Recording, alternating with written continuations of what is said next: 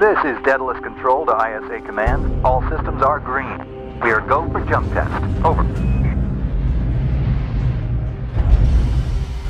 Roger that, Command. Keep the lights on for us. We'll be back before you know it.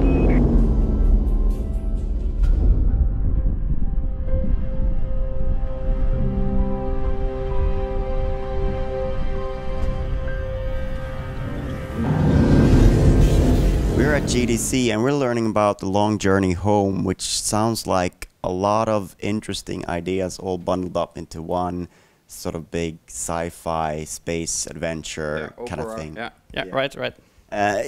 For those who are unfamiliar, can you tell us like the basic concept here?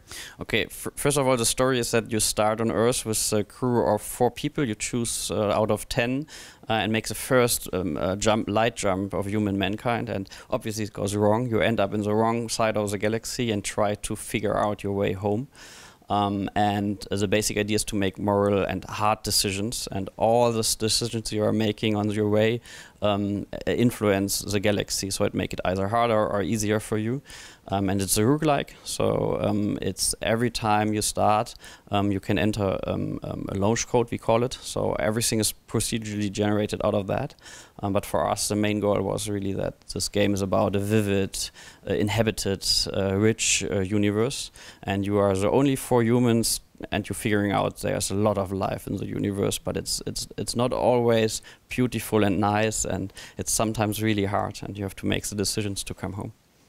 A lot of things to talk about here, but first of all, the galaxy is procedurally generated, but then also like the characters that you bring along sort of dictate what kind of things you can find when you're out there, because certain characters will be able to decipher certain things, and you will be able to understand parts of the story differently because of what characters you bring.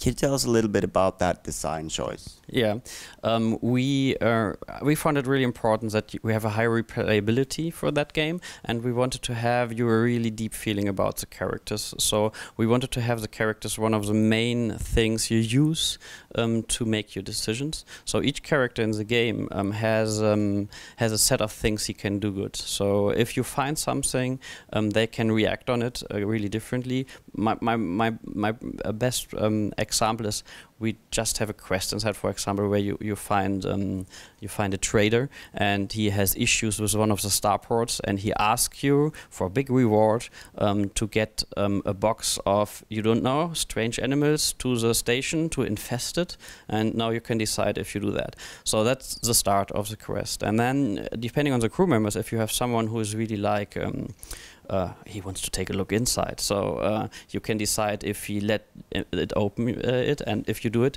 the animals are in your ship suddenly, and you have 3 of them, and they get more and more and more and more.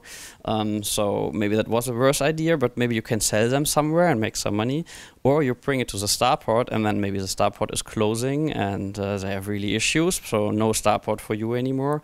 Or you just don't do that and don't get the reward, but then he's maybe pissed and his whole race is pissed. So it's really, we try that each thing that's in the game is really possible to spread, and have the people have to decide what to do and have different ways to go. So everybody can start with the same galaxy by entering the same code, but then it's really up to their decisions what's happening there. And the characters and the items you find is somehow the link between all that. Yeah. And it's all about resource management as well, because you want to get home. There's you have to find resources to get home. You have to sort of discover it on planets or trade and things like that. But it's also real time, so you can save, for instance, fuel by using gravity and things like that. So there's that resource management that you always have to think of. Yeah, I mean the resource management is not really in the depths that you have to micromanage everything, but it's really like we wanted to have this. It's all about the feeling of being alone and trying to get home. And so your ship. We did something. Normally in an RPG, it's like you are small at the beginning and then you are big at the end. For us, it's more like you have a good ship at the beginning and it's falling apart and you're trying to keep it together. And for that, you need resources. You put new devices in your ship, and you don't have weapons at the beginning. You don't have a shield at the beginning, but you can get that from the aliens, and it can give you some advantages. For example, a shield is also communication. It has communication, means there's a race in the game that reacts really positive if you raise shields before you call them, because it shows power, you know. So you have so we build everything around that, and that's the meaning of the resource management, is to have really like communication means with aliens. Like trading is also not just you sell that and that's it. You have to better with them. So you they offer you money and you can say no, I don't. I want more, and maybe they get totally pissed. Maybe it's for them it's a diplomatic incident if you overdo it. So you have to learn how to use your resources, your devices, your items, and your crew in a good way. And speaking of that communication, you're doing something very interesting with sort of how you communicate with aliens and how you sort of find a common language, if you will. Yeah.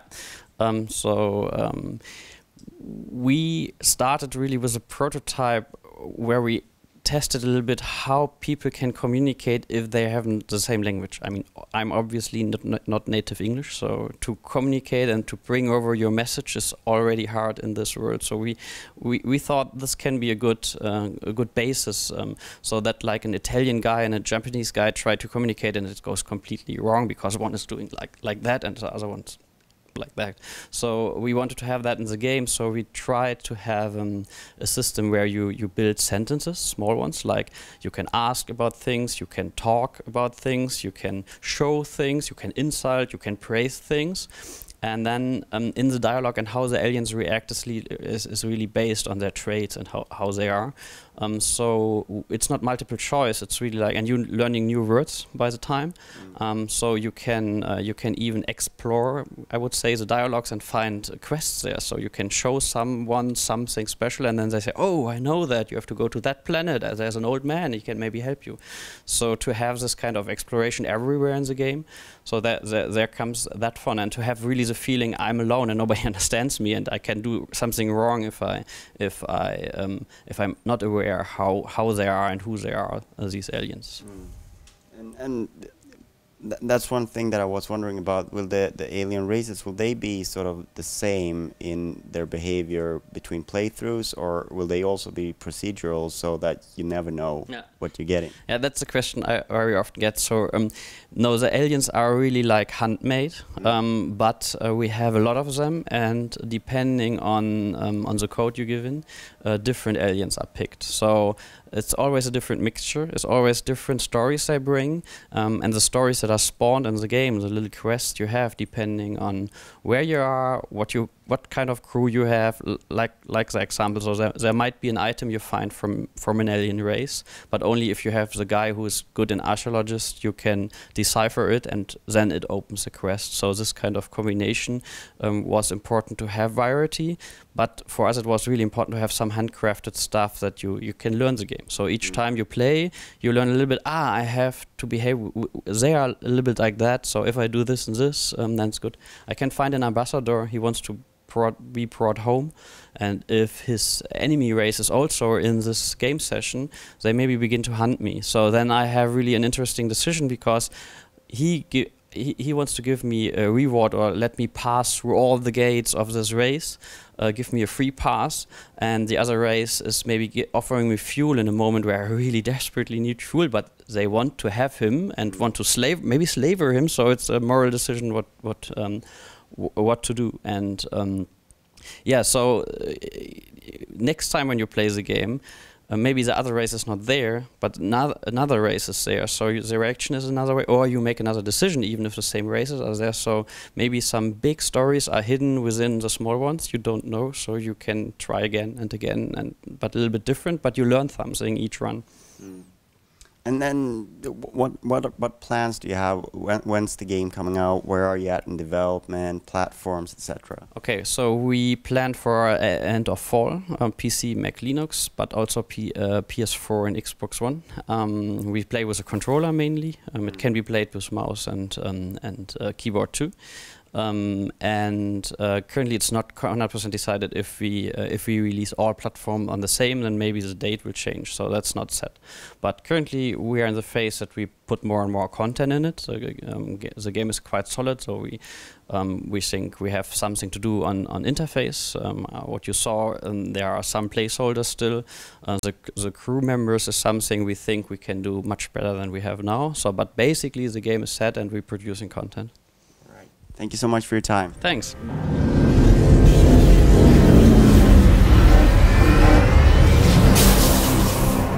Mayday, mayday, mayday! We are trapped on the wrong side of the galaxy. We've got injured, ships damaged, supplies low. Is there anyone out there? If you can hear this, please respond.